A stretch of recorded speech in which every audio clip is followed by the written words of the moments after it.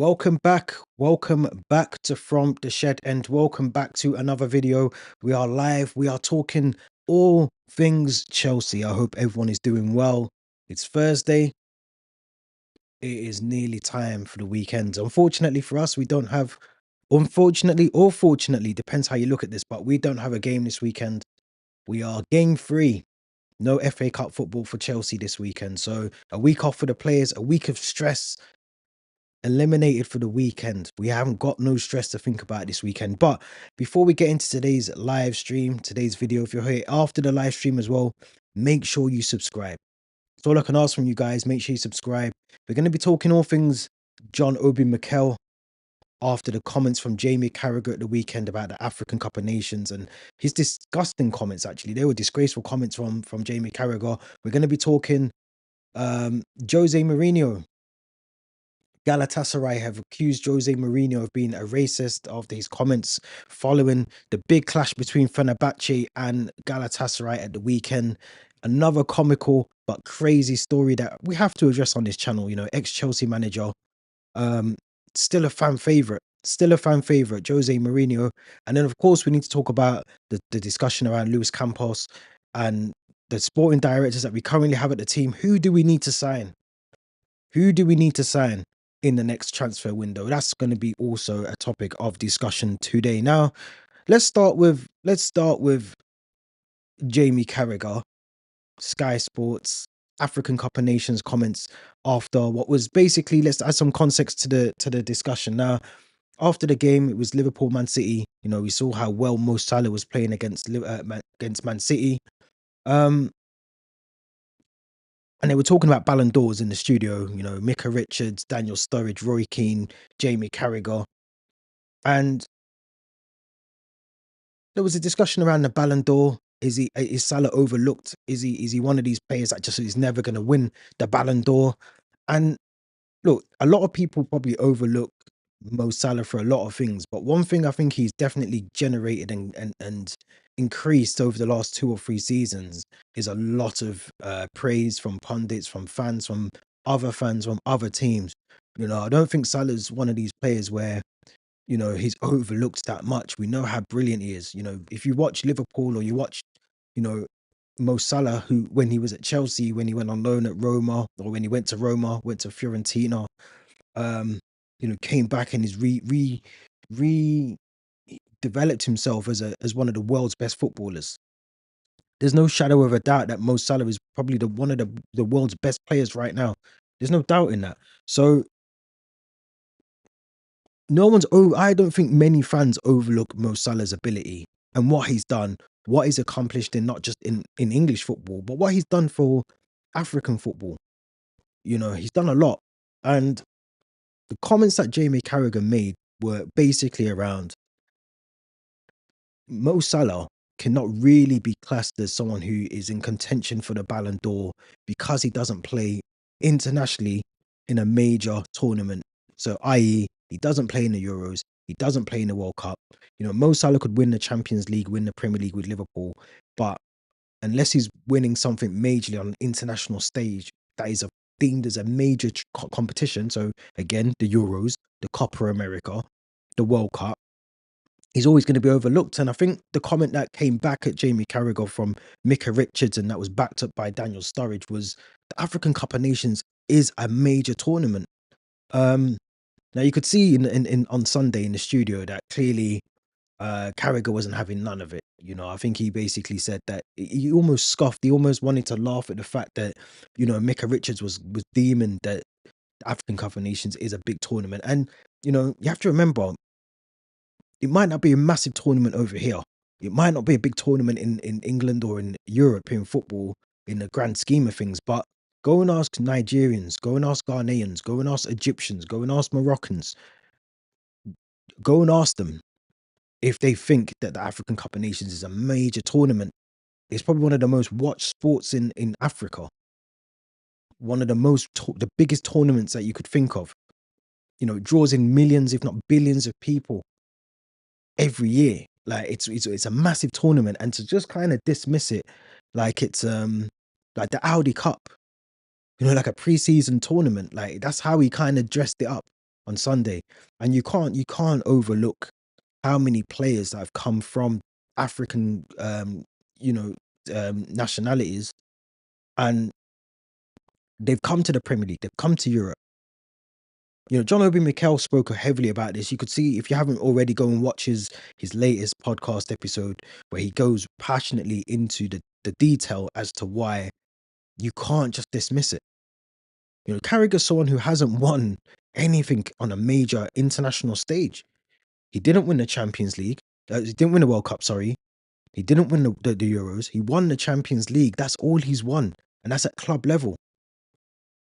John Obi Mikel said it right. This is a man that week in, week out is telling people how to win the Premier League, and he never won the Premier League himself. So I think to dismiss that, and I'm going to be honest, I feel like there's a little bit of bitterness between what Mo Salah's accomplished at Liverpool and what the likes of someone like Jamie Carragher has accomplished at Liverpool. I don't feel like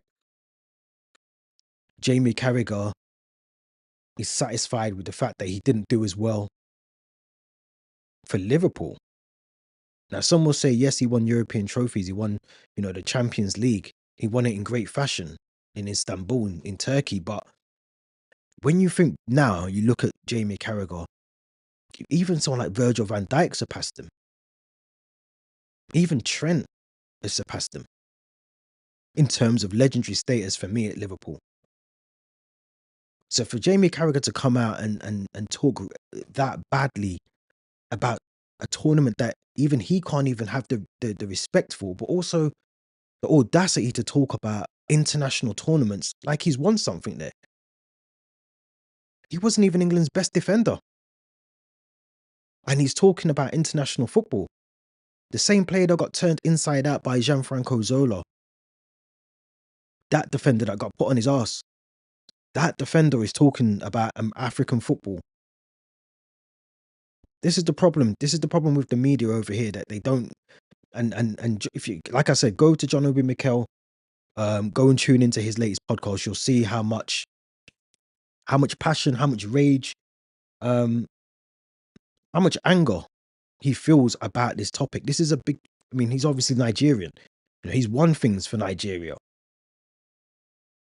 If it wasn't for African players, just think how, not even just African players, just foreign players in general. Just think how boring the Premier League would be. Just think about the fact that we've been blessed with someone like Mo Salah, Didier Drogba. We've had Michael Essien at Chelsea. We had Solomon Kalou at Chelsea. Just think what our league would be like without these players that come from the African Cup of Nations, or the African continent. Just think about it for a second. Think about all the other European teams that we have in the Premier League right now. Some of the best players that we've seen come across the Premier League, JJ Okocha, another one. Samuel Eto'o. We've had too many legendary African players and I'm talking not even just from a Chelsea perspective, but like I just said, John Obi Mikel, Solomon Kalou, Didier Drogba, Eto'o, just to name a few. John Obi Mikel says in the podcast, the kit man was Ghanaian. He was from Ghana. He worked his ass off at Chelsea, the kit man, to make sure that everyone had what they needed at Cobham every single day. Things that go unnoticed to the unnaked eye, to the naked eye, that people don't realize that happens within football. So for John Obi Mikel to be so passionate, I understand where he's coming from. A lot of people like Jamie Carragher have a problem with the African Cup of Nations because, one, they don't deem it as what they see the Euros, because the Euros doesn't impact the season. How many times have we heard people say, their clubs losing this player, that player due to the African Cup of Nations? But when you go over there, yeah, like John Obi Mikel says, the footballing association in Africa could do a lot more. There is still corruption over there. They know that. The standards aren't the best over there. They know that. But to dismiss it, and even when you're educated on it, which was what was happening to Carragher on Twitter, he still doesn't put his hands up and say, you know what, I got it wrong. It was a flippant comment. It was a stupid comment. I apologize. There's no apology. There's no apology from Carragher. And you can't go through life like that. This is a guy that shouldn't even be on screen. He shouldn't be on TV. This is a man that spat at a child, a 14-year-old child, over a football match. I had to come on Sky Sports, Sky News, apologizing with his teary eyes. And the problem is when you do that, and then you're still given a green light to go back on TV and do what you want, even all the stuff with Kate Abdo and CBS, all of those things that he's done, you feel like you can get away with so much more. And to go on national TV on one of the biggest platforms, like John Obi Mikel said, and to talk about African football in the way that Carragher spoke about African football it's a disgrace. It's an absolute disgrace. This man should not be even gracing our TVs, let alone talking about football from another part of the world. This is a man that hasn't won the World Cup, hasn't won the Euros, hasn't won the Premier League. 3 major titles, and he's talking about major tournaments. This is a man that just about won himself the European trophies that he's talking about. This is a man that's never done football management. This is a man that has never done football coaching. This is a man that was not the best Liverpool defender, the best England defender. And he talks like he is Paolo Maldini. He talks like he's one of the best centre-backs in the world that we've ever seen play football. And he's far from it. He's far from it. It's a massive dismiss African football in the way that he did. I don't think he realizes the magnitude of words. And when you talk about something, it might be you're saying it for a viral moment sometimes, but that viral moment doesn't just disappear on Google. And in 10, 15 years from now, whatever happens to Jamie Carragher, whether he continues on Sky Sports or he goes somewhere else or he tries to go into management, or whatever his path is in life, that comment will always hang up. Just like the spitting incident, the comments that you make, especially in a world where things can be clipped and used in a narrative that they want it to be. It's very, very, very dangerous. Very dangerous. And, I keep referring back to the Obi Mikel podcast because um, you have to watch that. You have to watch that. He talks about it in such a way that, you can feel the passion. I'm not from Nigeria. I'm not from Ghana. I'm not from Senegal. I'm from Jamaica. My heritage is from Jamaica, but I can I can feel the anger just by watching how passionate John Obi Mikel was in that video. Shout out Daniel. Shout out Daniel. Thanks for joining the stream. Um,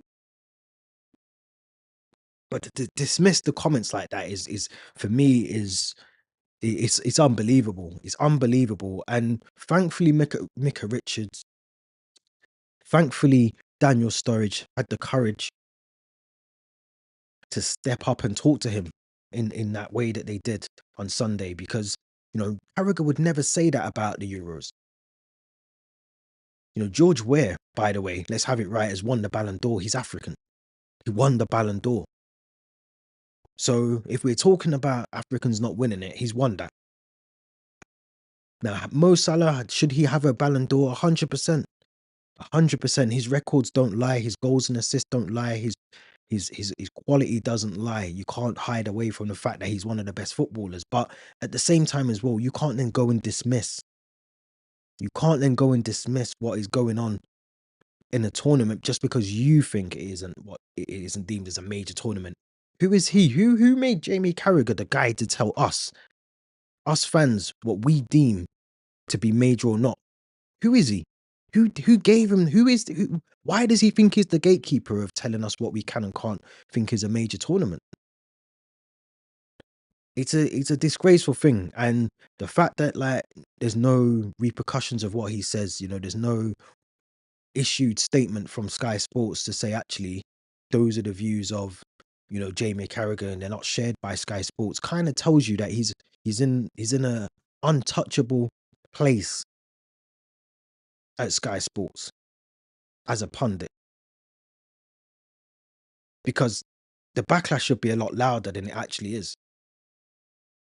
The backlash should be a lot louder than it actually is. It's the same with Liverpool. I wouldn't deem Liverpool a successful Premier League club. Now, we can talk about the history of Liverpool. Yes, they say they've won 20 league titles. And yes, the league didn't start in 1992. But let's have it right.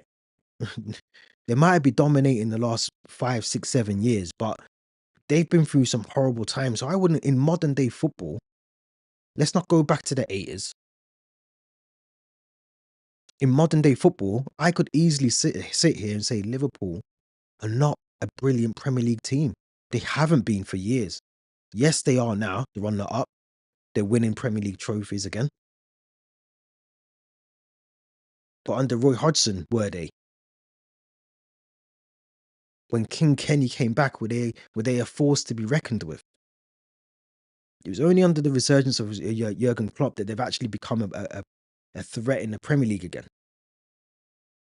So we could all throw out stupid comments out there. But to say that the African Cup of Nations is not a major tournament is crazy. It is absolutely crazy. And I'm glad Obi Mikel spoke up. I'm glad African footballers are standing up, because you know what? He knew that was coming. You could see from the smirk on his face, he knew that he fucked up when he said what he said on Sunday. He knew what he said. And let's have it right as well. Who looks at the Ballon d'Or and actually gives it any genuine interest anymore? We know how the Ballon d'Or works. You could be the best player in the world and still lose it. Rodri got it last year. I don't think Rodri was the best player in the world last year. But we know why you got it. We know how it works. So at the end of the day, Carragher for me is walking such a tightrope that I feel like there's only like maybe one or two major things he can say before he probably actually slips up completely and says the wrong thing that gets him removed off TV completely. Because I think he's on that path to thinking he's untouchable, but everyone's touchable. Everyone's got an expiry date. But I'm disgusted in his comments. And I know living in Liverpool, there's Liverpool fans who support Liverpool. There's Evertonians that support Everton that don't like Jamie Carragher because of his arrogance, because of his stupid comments, because of what he says on TV. And that's his own people that say that. So for him to dismiss the African Cup of Nations the way that he did, oh, by the way, the team that got to the World Cup, the last World Cup, semi-finals, I'm sure they were African, Morocco. So to say that African teams don't compete is mental. England haven't won a trophy for over 70 years. For over 70 years, they haven't won an international trophy. Unless you count the Intertoto Cup a couple of years ago. So what gives English pundits the right to dismiss something? What gives them the right? Semi-final, final, flopped at both hurdles thanks to Gareth Southgate. So England haven't won anything. And this English man who thinks he can talk about African football, he's never been to Africa. Because the perception of Africa is that Africa, everyone's poor and no one has money. Africa's one of the richest continents in the world. It might not have the quality of football that the World Cup can give you or the Copa America can give you. But like I said before, go and ask a Ghanaian, go and ask a Nigerian, go and ask a Moroccan. Go and ask them what they think of the African Cup of Nations. If they think it's not important, go and ask them. Don't dismiss something that you don't have a clue about.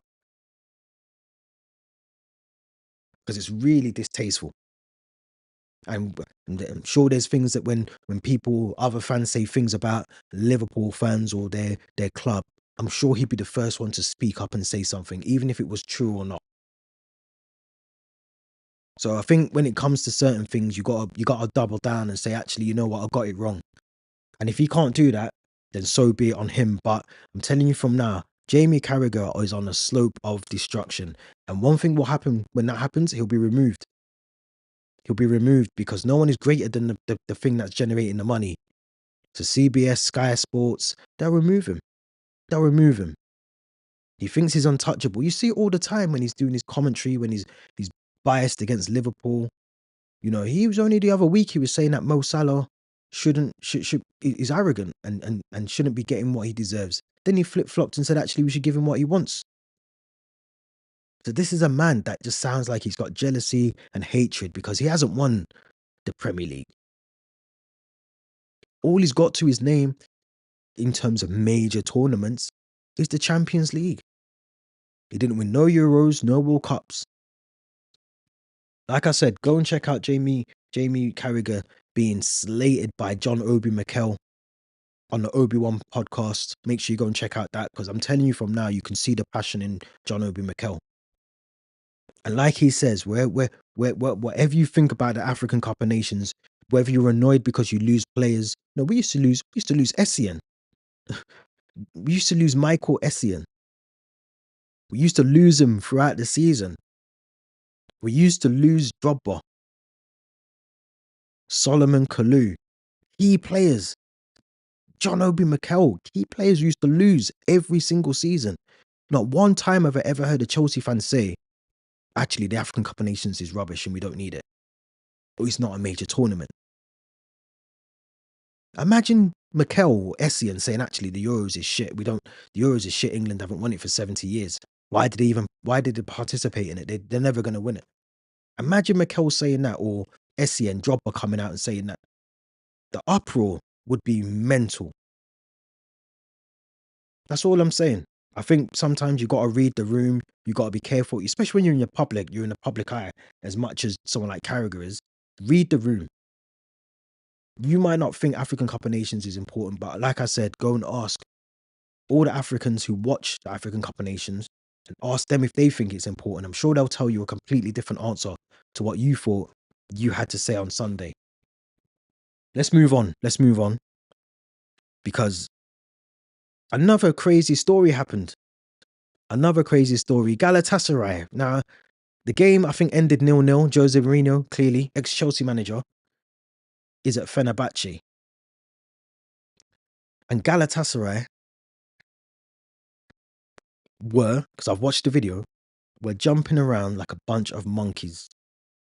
And at the press conference after the game, that's the term that José Mourinho used to describe the Galatasaray substitutions and the coaching staff that were sat on the bench. Now, Galatasaray have come out since and said that José Mourinho, based on his comments, is now a racist. I couldn't believe it. José Mourinho.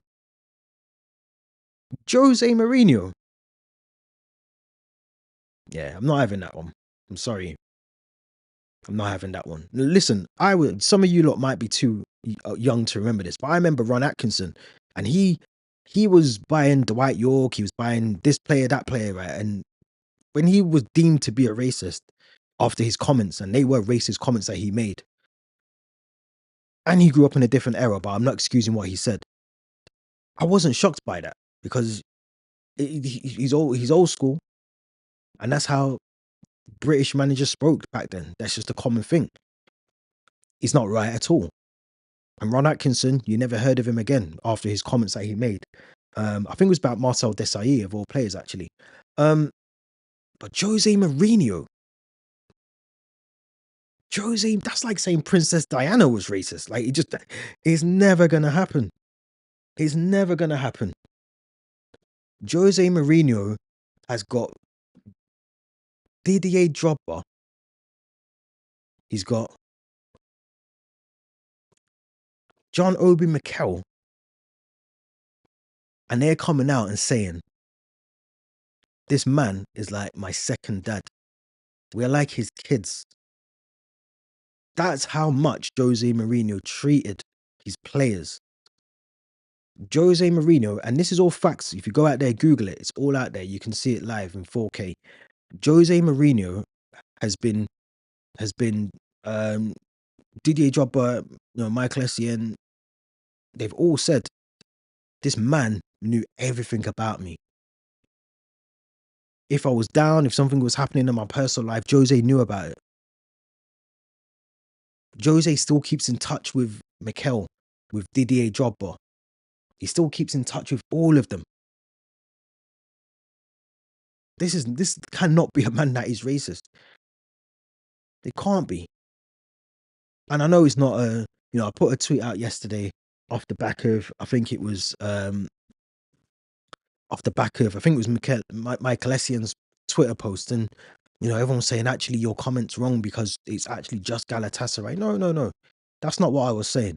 What I'm saying is when someone puts out something in the into the media, into the world, like Galatasaray have, then people will latch onto that, whether they believe it or not. You're still putting it out there for the world to see. So some people will believe that. They are gullible and silly enough to believe that Jose Mourinho actually could be a racist. So you only have to see the proof that's in the pudding to realize that that is a flippant statement, a stupid statement to put out. And I'm glad because Jose Mourinho, Fenerbahce have put out a following statement to say that they're actually considering taking legal action now against Galatasaray for defamation of character, which is a serious thing. You can't just throw, again, going back to the Jamie Carragher thing, you can't just throw out statements out there to make it sound like things need to fit your narrative in a certain way. That just can't work. This is a man that has invited players at Chelsea. He went to Roman and said, I want Didier Drogba. Roman Abramovich didn't know who Didier Drogba was. At that time, we could have probably signed any striker in the world. Roman was not caring about money. He wanted to win. He said, go and get, who do you want as a striker? Who do you want as the striker at this club? Jose Mourinho could have had a list of world-class, ready-made strikers, and he went and brought Didier Drogba from Marseille. Roman Abramovich didn't even know who Didier Drogba was. This is a man that has brought so many people of colour, and I hate using that term, but he's brought so many black people to the club, to Chelsea. And to have someone, even if it's a comment that's come from a club, like I said, yes, it's come from Galatasaray, but there'll be people out there that believe that. There'll be people out there that believe that is actually that actually is true. That's a true statement. There's going to be people out there that believe that. Now, I'm not shocked by the way that Galatasaray have done that, because I feel like with Galatasaray, that we know that there's corruption in Turkish football. We know that Jose Mourinho hasn't had the best of times over there. There's been a lot of times where I think he's clashed with the officials. I remember the time when I think he showed his iPad or his laptop of the officials getting something clearly wrong, and I think he got a ban for that. I think he got sent off and he got banned a couple of matches. But this is something that I feel I would love to see Jose back in, Chelsea's capacity somehow. It won't happen, but this is a man that brought like I keep saying, the likes of Didier Drogba. Just go on Twitter actually right now. Go on Twitter and see what Didier Drogba is saying about Jose Mourinho. Didier Drogba, and not just him, and not just the African players, but even John Terry, Gary Cahill, they will tell you that players would have died for Jose Mourinho. That's how much people bought into him. That's how much people bought into Jose Mourinho. They would have ran through brick walls for Jose Mourinho. And that's documented. John Terry's come out and said that. Frank Lampard's come out and said that. These players, listen, if there's one man that you can just tell, even at Tottenham, you can tell that the buy-in from certain players was there. Manchester United, you can tell. Pogba, you can tell. You can tell. You just go and look. That infamous video of Pogba and Jose Mourinho on the training ground, and they look like they're having an argument. If you're a parent, or if you've got if you or you you're you you know you're talking to your dad, You've probably had that similar conversation where you're both banging heads and you can clearly see that there's love and passion between the two of them. But in that given moment at that time, Jose was saying, look, you need to do this, that, the other. And Papa was trying to say, argue back. That's just that is sort of father-son mentality that you have. You bang heads, but then you come back and you still have that respect and love for each other. So for Galatasaray to come out and say that Jose Mourinho is a racist is or it's a racist comment, we have to remember as well, calling someone a monkey is not racist. I think that's the key thing here. Now, if I'm walking down the street and a bunch of people call me a monkey because I've parked in their parking space, completely different. Completely different. If I'm in the zoo and someone says, I need to get in there with the monkeys, completely different. But if I'm in the zoo and someone says, oh, there's a monkey, that's not racist. Because actually, there's a monkey in the cage. If someone says, oh, monkeys eat bananas, that's not racist. If someone's impersonating a monkey, that ain't racist. If they're jumping up and down like monkeys, they're jumping up and down like monkeys. That's it. Because that's what monkeys do. They jump up and down. So we have to apply the context to what we're saying when we're saying it. That's where we need to apply common sense. And I know things get heated in the heat of the moment when you're in a match and whatever else, but I think there'll be massive consequences that come of those comments from Galatasaray. Fenerbahce, as I said, look like they're taking legal action. Jose Mourinho, I will probably say will not take that line down.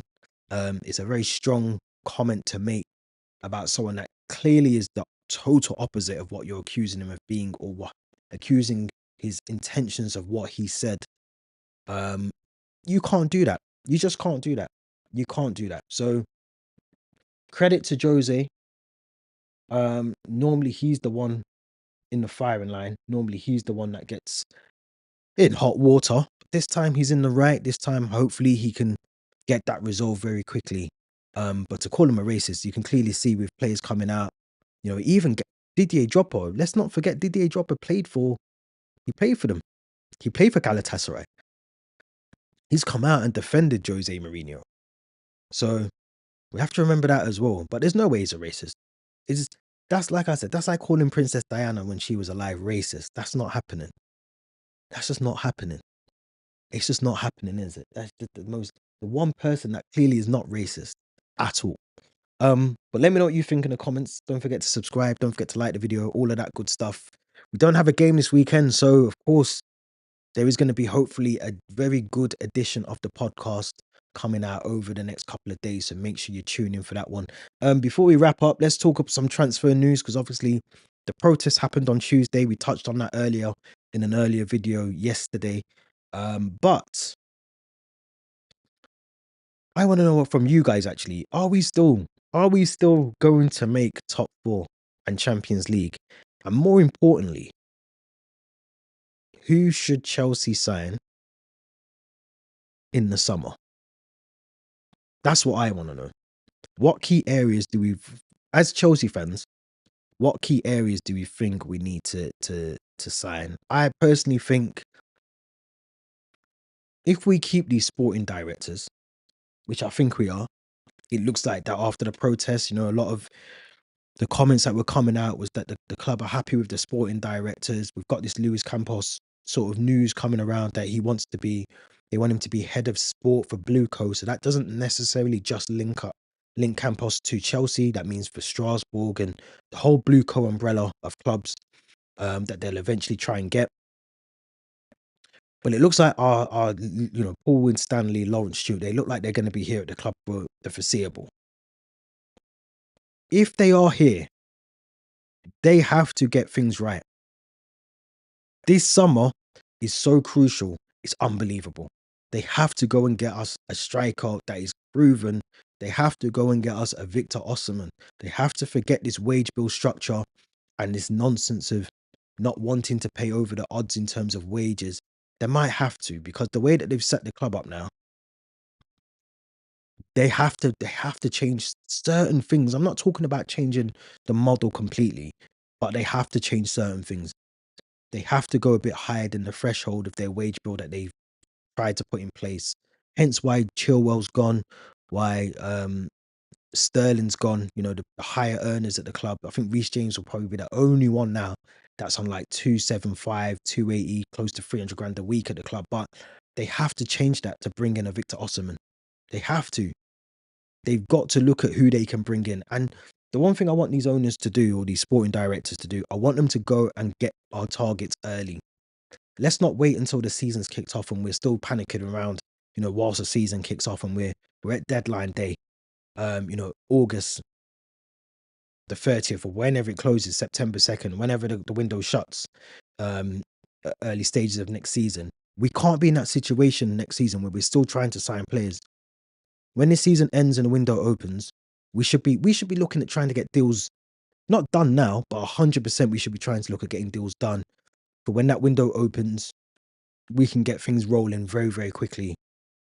I think Victor Osimhen should be on our shopping list this season or in the end of this season. I said it earlier on in a couple of videos before that Alisson, I think, will become potentially surplus to requirements at Liverpool. He's 31, 32 now. He's picked up some really sort of lengthy injuries at Liverpool.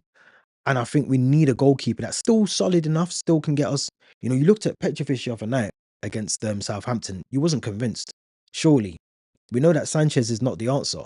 Petrovic, yes, he's been playing relatively well for Strasbourg on loan, but again, we know he's not the answer. So for me, Alisson has to be top number one target. There isn't, and the worst thing is, there isn't many decent goalkeepers that you can go and pick from. So when you're talking about who to go and get, Alisson for me would be top of that list because Mamadashvili looks like he's going to be number one. Maybe from next season, that looks like Arne Slot's choice, first choice. I don't think Alisson's going to want to sit around and play second fiddle. He might want to, but I don't see it. And I think at 32, he's still got another couple of years in him. Um, maybe we move on either Sanchez or Jurgensen gets a loan, but I think we should be looking at maybe bringing Petrovic back in as our number two, and maybe we've got to go for Alisson. We have to go all out for Alisson Becker because we need someone solid in between the sticks, and I think Alisson, you would still have him as one of the world's best goalkeepers, alongside Edison, Diego Costa.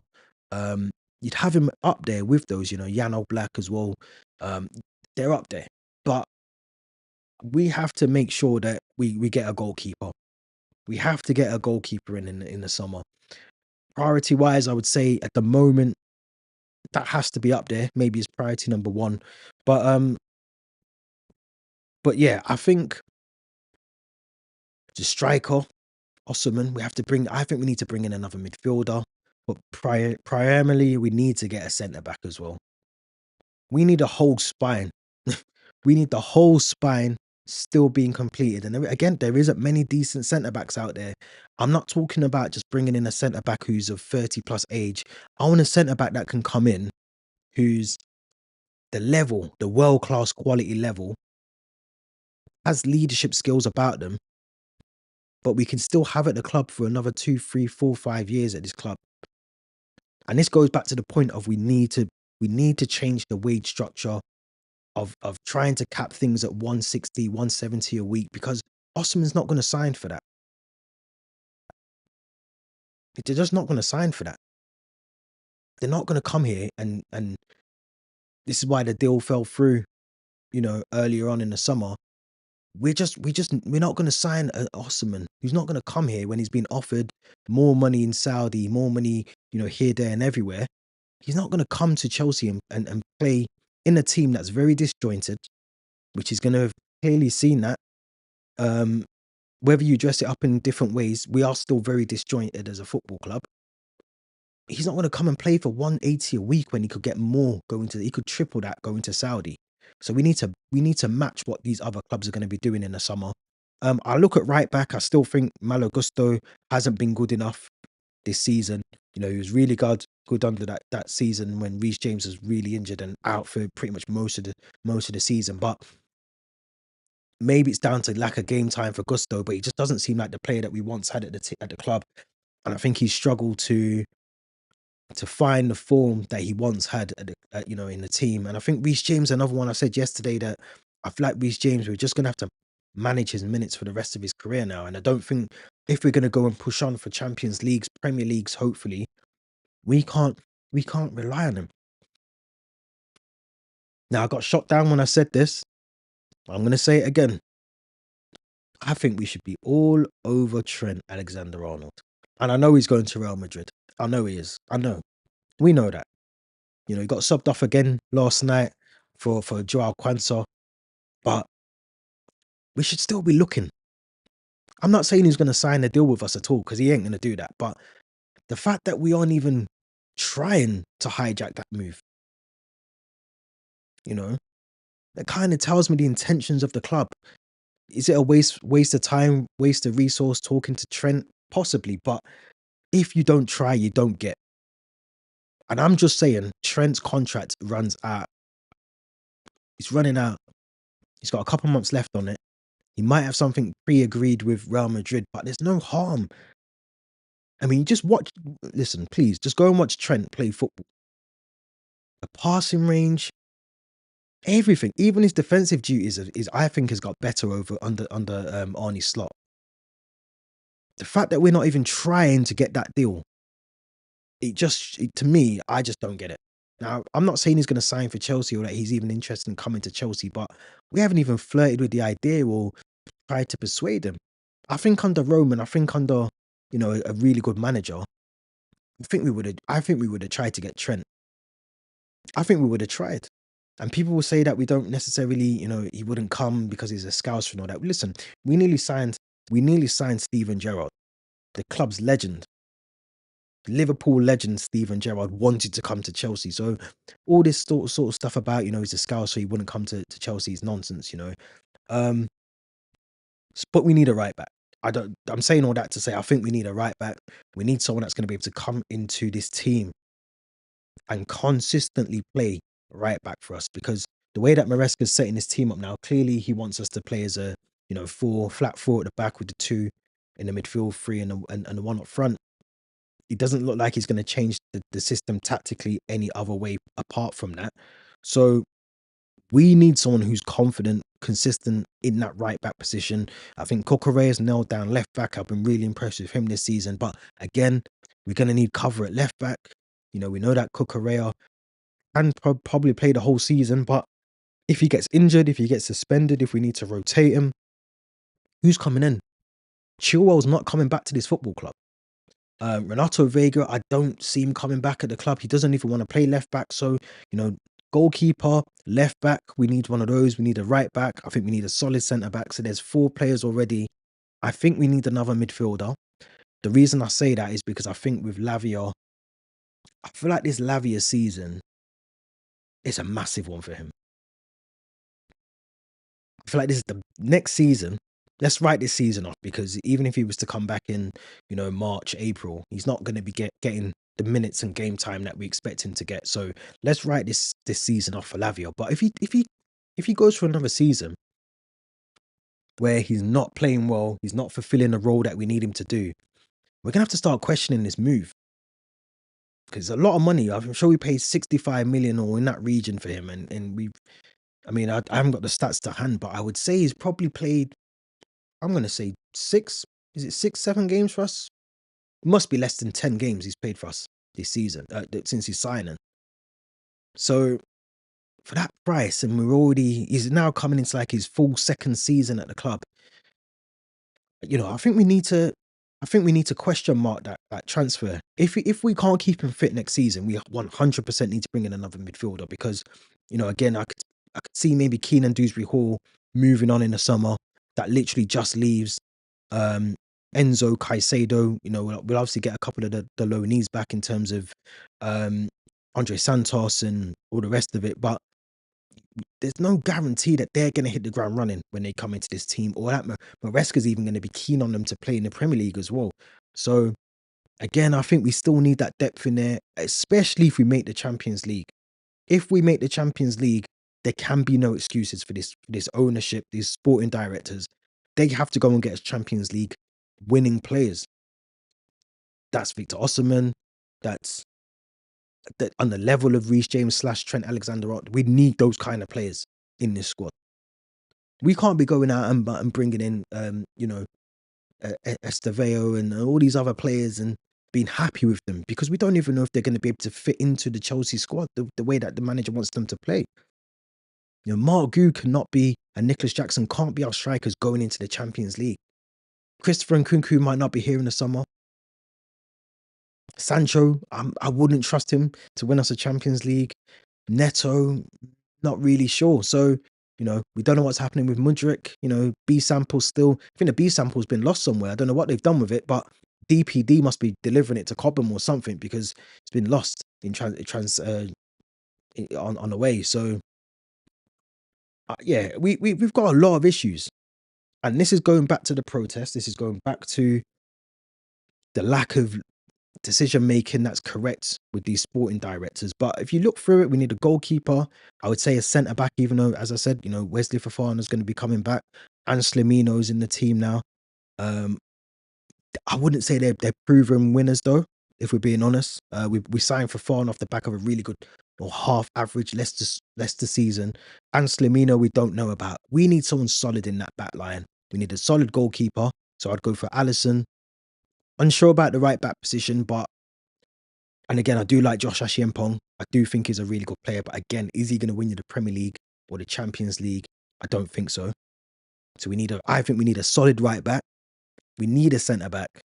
We need another left back, because I don't think Renato Vega, if he does come back, I don't think he's going to be keen to play left back again. Chilwell, I think his days were done before Maresca even got here. I don't think we'll see him again. I could potentially see him staying in the Premier League somewhere, but he's not going to be a Chelsea player. So we need a left back. I still think we need another midfielder due to the fact that Lavia doesn't seem to be able to keep himself fit. And that those attacking roles as well, I'm not keen on Noni Madueke. I'm not keen on Mudryk. Jadon Sancho started well for us, but has dipped back into that United form, which is a shame, really, because I think we have an option of 40 million to buy him, but I think theoretically we have to pay that based on our league position. Yeah, Cole Palmer I think is a banker, and Kunku we don't really know about. And then so we need one of those wide winger areas to be covered. I'd like to see us keep. I mean, I don't know why we're not playing Cole Palmer on the right and Kunku as the 10, but I think we need to change that. Look at that.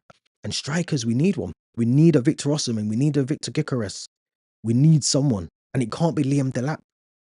A lot of Chelsea fans are screaming for Liam Delap, but it can't be Liam Delap. It cannot be Liam Delap that starts in that role for us. We need someone that is hitting 20 plus a season. And I want to caveat all of that with, we don't even know if Osimhen, Gyökeres are going to be able to do that. Now, they're doing it in Turkey, Napoli, they're doing it for Sporting, but we don't know if they're going to do that. So that is a gamble, but it's a gamble that has got a bit of weight behind it. And you're seeing what Victor Gyökeres has been doing for Sweden and for on an international stage and for Sporting Lisbon. And you're seeing what Osimhen's done for Nigeria and what he's done at Napoli and what he's done at Galatasaray. So the proof is in the pudding with those two. Liam Delap is having a brilliant season because he looks amazing at Ipswich. But so did Evan Ferguson, and he fell off a cliff as well. So I want us to be able to bring in a solid spine. And the sporting directors, for me, if they mess this up in the summer, then they have to go. They have to go. They've had so many rolls of this dice. Managers, players, and they've got more wrong than they have right. So a lot of what's happening at this football club is down to the sporting directors. They're the ones going out calling the shots in terms of recruitment and who's coming through those doors at Cobham. They have to get this right in the summer. There's no ifs or buts. We need a spine. We need to go and hit those transfer markets early and bring the right players in. Am I confident that's going to happen? Right now, I'm on a 4 out of 10. 10 being very confident, 1 being not at all. So I'm at a 4 out of 10 because I feel like a lot of the players that we brought in over the last two or three seasons, we've loaned some of those players out. Even the likes of Carney Chukwuemeka, I feel like they've been brought in to either be sold on for value. But I feel like if they can't be sold on for value, I feel like Maresca will have no choice, but he'll be told, you've got to play these players now. You have to play Mark Gu. You have to play Nicholas Jackson. You know, we're signing Sancho because if we don't get priority number one, Sancho is your backup and he's already at the club. So we don't have to buy anyone. And that will fit into the PSR rules as well, all of that stuff. So there's a lot that I feel like we're banking on this summer with these owners, with these sporting directors. Let me know what you think. Are they going to get it right? Are they going to be able to get the players through the door? Are we even going to entertain the market as well? It's another thing. I think we have to. I think we need to. And I think if we don't, then I think these protests will have to continue. And I hope they do continue because I think, yes, the one on Tuesday wasn't the best, in my opinion, but it's got people thinking. It's got people maybe that weren't, as I keep saying on here, fully aware of why the protests were taking place. But it has to you can't protest once and give up. That ain't a protest. That's just shouting on the streets of Fulham. You have to do a little bit more and continue to do that. And if we don't do that, so again, against Leicester, if we don't do that, then Tuesday was all for nothing. But as the owners have come out and said already, they're happy with Paul Winstanley, Lawrence Stewart. They're happy with, which I've said on here many, many times before. These owners are happy with them because they're doing what they're told to do by the owners. We have to see what happens. We're going to have to see what happens. Let me know what you think in the comments. Don't forget to subscribe. Let me know your thoughts. The Linktree link is in the description. As I said, there will be a special podcast episode over the next couple of days or so. So hit that notification bell to make sure you don't miss it. You do not want to miss it. It'll be an entertaining, interesting, interactive podcast episode. So make sure you join in with the discussions when we go live with that one. Until then, enjoy the rest of your day. We'll be back. Leave your thoughts in the comments and we'll be back very soon.